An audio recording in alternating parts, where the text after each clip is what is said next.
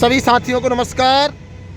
युवा मंच YouTube channel के माध्यम से आप सभी को बताना चाहूँगा कि आज प्रयागराज पत्थर गिरजाघर सिविल लाइन धरना स्थल पर पूरे 44 दिन हो गए आंदोलन को लेकर के।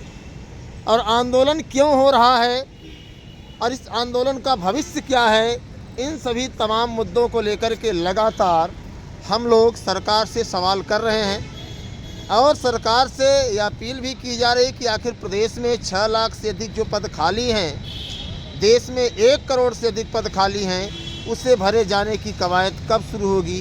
जैसा कि समाचार पत्रों के माध्यम से आज एक बड़ी खबर निकल कर के आई है कि शिक्षा सेवा चयन आयोग का गठन फरवरी माह में होना सुनिश्चित हो रहा है। ऐसे में स्क्रीनिंग का काम शुरू हो गया है, लेकिन सवाल यह बनता है कि केवल आयोग ही बनकर रह पाएगा या फिर टीजीटी पीजीटी की असिस्टेंट प्रोफेसर की परीक्षा भी सरकार कराएगी। यह एक बहुत बड़ा यक्ष प्रश्न है। इन्हीं तमाम मुद्दों के साथ आप लोगों के बीच में उपस्थित हूं। मैं चाहता हूं कि आप लोग इस वीडियो को अधिक से अधिक साथियों तक शेयर करें ताकि अधिक से अधिक साथियों तक इस आंदोलन की झनक, इस आंदोलन की आवाज़ मजबूती से पहुँचे और सरकार तक इस वीडियो को शेयर करें ताकि सरकार इस कड़ाके की ठंड में जो आंदोलन चल रहा है इसको गंभीरता से ले और जो तमाम रोजगार के अवसर हैं उसे सरकार बहाल करे। तो हमारे बीच में युवा मंच के संयोजक राजेश सचान जी हैं, प्रदीप जी हैं और हमारे कद्दावर नेता अजय कुमार गौतम जी हैं जो लगातार संघर्ष कर रहे हैं। तो ऐसे में हम चाहेंगे सचान जी आप बताइए उन साथियों को जो लगातार इंतज़ार में हैं कि आखिर टीजीटी की परीक्षा कब हो सकती है। ये बहुत सारे लोगों के लिए हैरानी का विषय है कि आखिरकार कई बार बरसात भी हुई और ठंडी का आलम तो ये है कि इलाहाबाद, प्रयागराज, शिमला से भी ज़्यादा ठंड कई दिनों खबर आई कि उससे भी ज़्यादा ठंड है और ये सच्चाई है।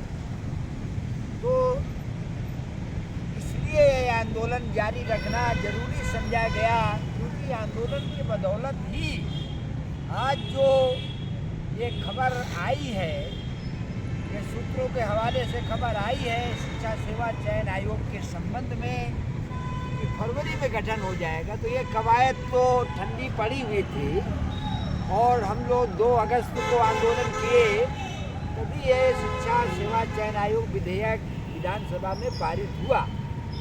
नहीं ये अगले सेशन के लिए जो अब होने जा रहा है 2 तारीख से, तब तक के लिए ये टल जाता।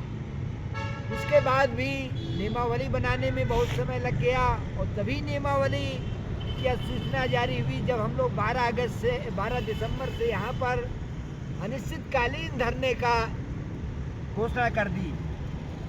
और अन्य बातें आप जानते हैं। तो शिक्षा सेवा चयन आयोग के गठन के अब प्रबल संभावना बनती जा रही है, लेकिन महत्वपूर्ण प्रश्न ये है कि परीक्षा और सीट वृद्धि, चाहे टीजीटी पीजीटी के 25,000 से ज़्यादा पद हो, कहीं ये ना हो कि सरकार ये कह दे कि हम प्रतियोगियों के हित में नए सिरे से विद्याचन मंगाएंगे, ब्यौरा तलब करेंगे, जैसा कि बहुत बार ब्यौरा तलब किया गया है। हमारा युवा मंच की तरफ से ये सवाल है उत्तर प्रदेश सरकार से कि जब विधानसभा में माध्यमिक शिक्षा मंत्री ने एक ब्यौरा दिया है तो अब कुछ उसमें पद घट गए हैं कि बढ़ गए, घटने तो कोई सवाल ही नहीं है, रिटायर जरूर हुए होंगे शिक्षक, तो उनकी आप चिंता मत करिए।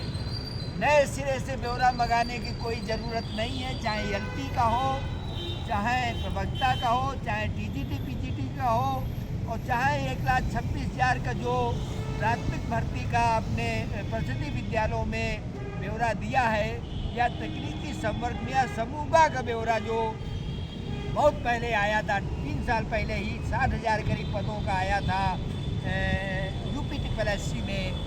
तो इनका बार बार ब्यौरा मंगाने का ये खेल, जिसे आम युवा कह रहा है कि भाई ये नाटक है, नाटक बंद किया जाए। जो ब्यौरा सरकार के पास उपलब्ध है, जिसका आंकड़ा हम लोग मोटे तौर पर सरकारी दस्तावेजों से तैयार किए हैं, तो करीब 6 लाख है। उनमें वो पद शामिल नहीं है जो बीपीएड के 46,000 पदों की मांग हम लोग कर रहे हैं। उच्च प्राथमिक विद्यालयों में जो कंप्यूटर का सीबीएसई बोर्ड की तरह कंप्यूटर पढ़ाया जाए, कक्षा 1 से लेकर के 12 तक अनिवार्य विषय के बतौर पढ़ाया जाए। कंप्यूटर के 50,000 पदों की ज़रूरत है, तो उसकी हम बात नहीं कर रहे हैं 6 लाख में, वो अलग है। जो पद घटा दिए गए, ख़त्म कर दिए गए, वो भी अलग हैं।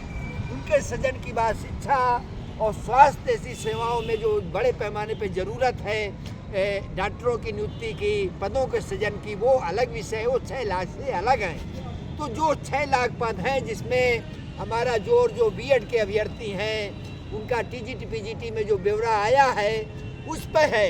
और ये लड़ाई यहाँ से लेकर के लखनऊ और दिल्ली, लखनऊ में तो सम्मेलन की ज़रूरत पड़ी तो दिल्ली में भी ये आवाज़ बुलंद होगी। उत्तर प्रदेश में जो पद वायदा किया गया था उनको पूरा किया जाए, और राष्ट्रीय स्तर पर भी हम लोग उठा रहे हैं। 1 करोड़ से ज़्यादा पद खाली है, और यही वजह है कि आज भारी तनाव और दबाव में हमारा युवा है। हमने पत्र भेजा है, आज फिर पत्र जाएगा राष्ट्रपति महोदया को कि इतने बड़े पैमाने पर सुसाइड कर रहे हैं छात्र। पिछले साल 22 में 23 की रिपोर्ट है, 22 में एनसीईआरबी की रिपोर्ट है, 13,000 छात्रों ने आत्महत्या की, जिसमें 10,000 नाबालिग हैं, 18 साल के कम उम्र के हैं। आईआईटी कानपुर जो सबसे प्रतिष्ठित संस्थानों में से एक है, 3 छात्रों ने, जिसमें एक महिला छात्रा भी शामिल है, 1 महीने के अंदर आत्महत्या की। तो एक ऐसे युवाओं ने बड़े पैमाने पर आत्महत्याएं की हैं बेरोजगारी से त्रस्त होकर के। इलाहाबाद की रिपोर्ट है कि 6 महीना में 16 छात्रों ने आत्महत्या की, कोटा में 27 एक साल में की। तो ये जो परिस्थिति बनती जा रही है, तो इसमें हम राष्ट्रपति को बार बार लिख रहे हैं, मानवाधिकार आयोग को लिखा गया है। इसकी मूल वजह जो हमारा भविष्य अंधकार में है, तनाव और दबाव है, और इसकी वजह मूल वजह है ऐसी नीतियाँ सरकार की हैं जिनसे रोजगार खत्म हो रहा है, जिनसे भविष्य अंधकार में होता जा रहा है। चौतरफा तनाव और दबाव कैरियर का है। तो इस विषय में हमारी गुजारिश है युवाओं से कि गणतंत्र दिवस के मौके पर 26 जनवरी 1950 को हमारा संविधान लागू हुआ, ऐतिहासिक दिन है। हम गणतंत्र दिवस के पर्व पर हम कोई आंदोलन, कोई रैली या वो निकालने नहीं जा रहे।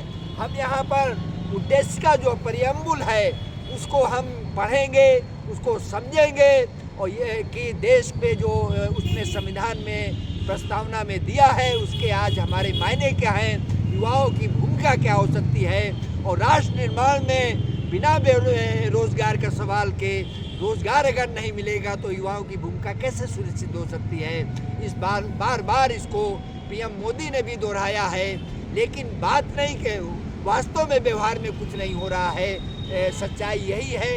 इन तमाम सवालों को लेकर के हम लोग याद करेंगे देश को, संविधान को, लोकतंत्र को, और बेरोजगारी की जो ये समस्या है जिससे खून लगता जा रहा है हमारे देश में, एक विकराल समस्या है। इन तमाम सवालों पर हम लोग चर्चा करेंगे। 26 जनवरी को 12 बजे इसी जगह पर हम लोग मिलेंगे। सारे युवाओं से, इलाहाबाद के साथियों से अपील है आप आएंगे, और उन तमाम ज्वलंत मुद्दों पर हम लोग जो राष्ट्र के सामने चुनौतियां हैं, जो युवाओं के सामने चुनौतियां हैं, इन पे हम लोग चर्चा करेंगे।